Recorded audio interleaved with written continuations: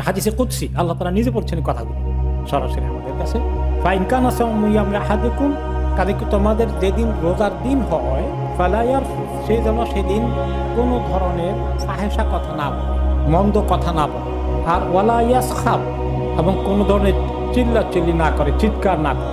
সেদিন যদি কারোর সঙ্গে তার ঝগড়া হয়, কোনো সঙ্গে কথাবার্তা তর্ক বিতর্ক হয়, তাহলে কিছুতেই রাগ গুসা করে চিৎকার করে এই জাতীয় চিৎকার যেন না।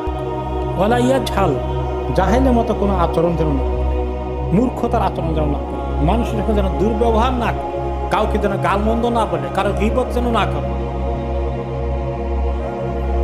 খুব আপনাকে দিকে তেড়ে এসেছে, আপনি এখন কি বলবেন? ফালিয়া করছে বলুন ইন্নী সাইম, ভাই আমি রোজা রাখছি।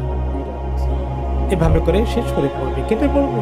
দুইবার আসছে ফালিয়া ইন্নী সাইম, ভাই আমি রোজা রেখেছি, ভাই আমি রোজা রেখেছি।